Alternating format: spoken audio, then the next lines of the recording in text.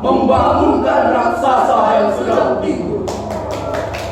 Namun saudaraku, di Indonesia angka kemiskinan mencapai 26,50 juta jiwa pada tanggal 17 Januari 2022. Sedangkan di sisi lain ada potensi zakat dan wakaf yang belum sepenuhnya dikelola secara optimal.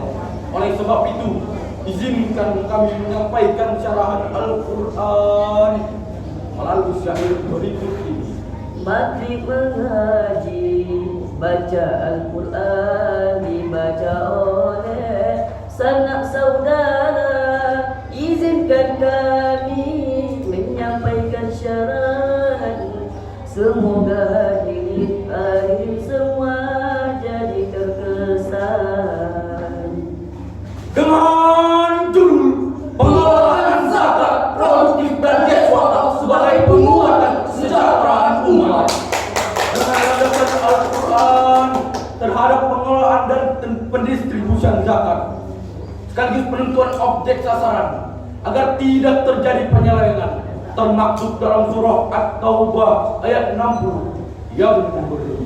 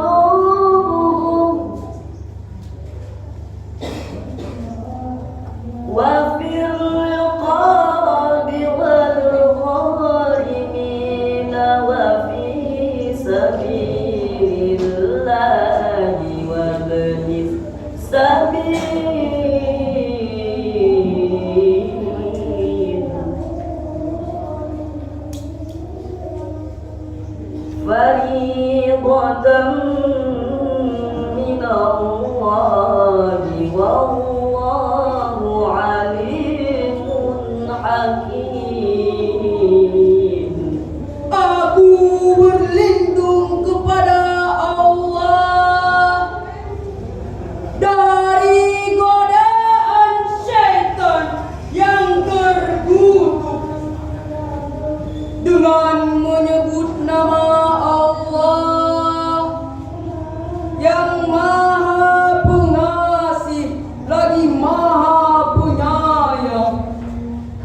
Sesungguhnya zakat itu hanyalah untuk orang-orang fakir, orang-orang miskin, pengurus-pengurus zakat, para mu'allaf yang dibujuk hatinya untuk memerdekakan budak, orang-orang yang berhutang untuk jalan Allah, dan untuk mereka yang sedang dalam perjalanan sebagai suatu ketetapan yang diwajibkan Allah.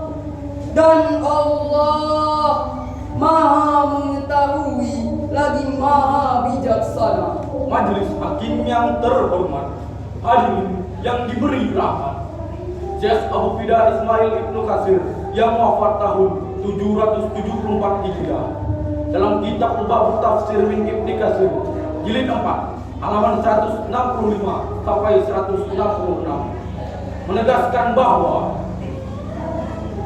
penyebutan fakir dan miskin di dalam ayat tersebut adalah sebagai indikasi bahwa fakir dan miskin lebih diprioritaskan sebagai penerima manfaat zakat. Menurut Imam Syafi'i, sebagaimana yang dikutip oleh Profesor Dr. Haji Muhammad Quraish Shihab yang lahir 16 Februari 1944 Masehi di Sulawesi Selatan. Dalam tafsir Al-Misbah jilid 5 halaman 630 adanya penggunaan kata li dalam penyebutan fakir, miskin, amil dan mu'alaf. Di dalam ayat tersebut menunjukkan kepemilikan sehingga 4 mustahik tersebut harus mendapatkan bagian yang diprioritaskan.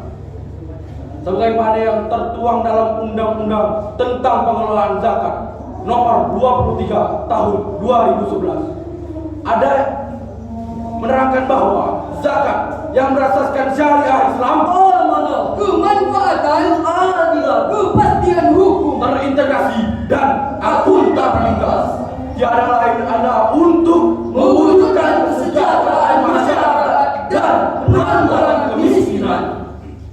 Jika hidup ingin berkat, Segera keluarkan zakat, jika hidup ingin bahagia, maka zakat jangan ditunda. jika hidup ingin sejahtera, Keluarkan zakat dengan segera.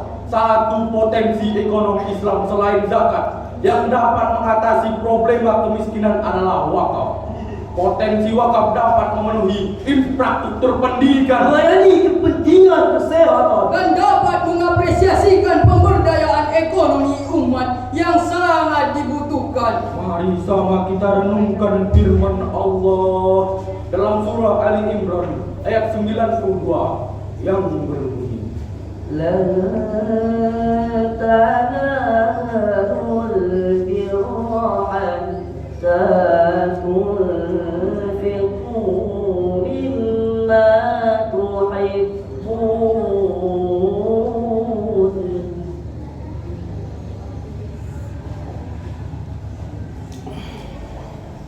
وما تنفقوا من شيء فإن الله به عليم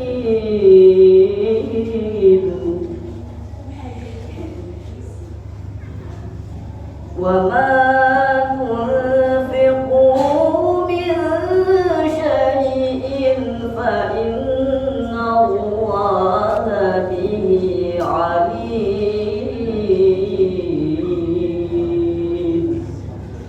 صدق الله العظيم.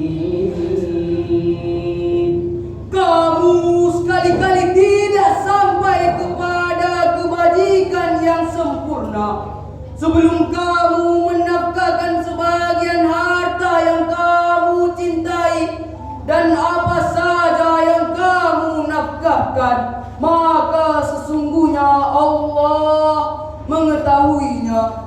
Maha benar Allah dengan segala firman-Nya. berkenaan dengan ayat tersebut. Imam Ibnu Katsir merujuk dalam kitab Sahih Bukhari dan Muslim bahwa Umar bin Khattab radhiyallahu anhu pernah berkata kepada Rasulullah SAW, "Ya Rasulullah, aku belum pernah sama sekali mendapatkan kekayaan yang lebih berharga daripada tanahku yang di Khaybar. Lalu apa yang kau perintahkan kepadaku?" Rasulullah bersabda, Habisil asla wasabilis samar. Tahanlah tanahnya dan dermakanlah manfaatnya. demikian pula yang diuraikan oleh Imam Jalaluddin Al-Mahali yang wafat tahun 864 Hijriah dan Imam Jalaluddin As-Suyuti yang wafat tahun 911 Hijriah.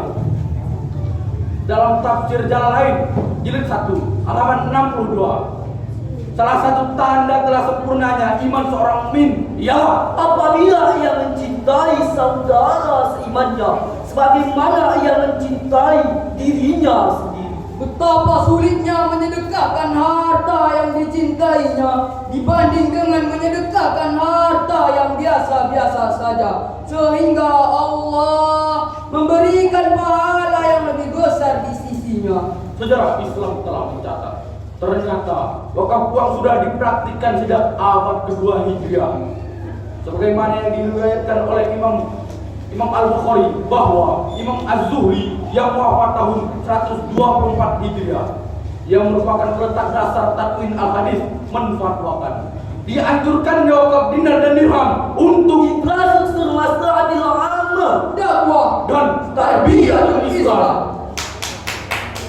Saudaraku, Komisi Fatwa MUI pada tanggal 11 Mei 2002 telah mengeluarkan fatwa tentang wakaf uang. Di antaranya, Pertama, wakaf uang adalah wakaf yang dilakukan seseorang, kelompok orang, lembaga atau badan hukum dalam bentuk uang tunai. kedua, Wakaf uang hanya boleh disalurkan dan digunakan untuk hal-hal yang dibolehkan secara syar'i. Dan ketiga, nilai pokok wakaf uang harus dijamin kelestariannya, tidak boleh dijual, dihibahkan dan atau diwariskan.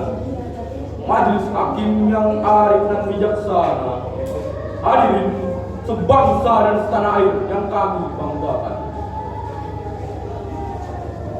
Dan uraian demi uraian tersebut dapatlah kita tarik beberapa kesimpulan.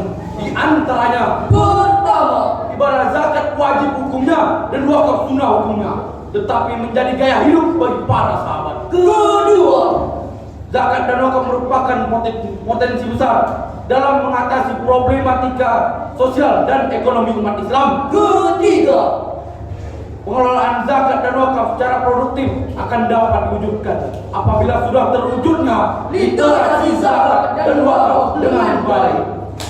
Demikian carahan kami akui. Perkenankan maaf, mohon diberi. pagi-pagi makan buah, Malam hari makan sup buah Jangan lupa tunaikan zakat supaya hidup damai dan berkah.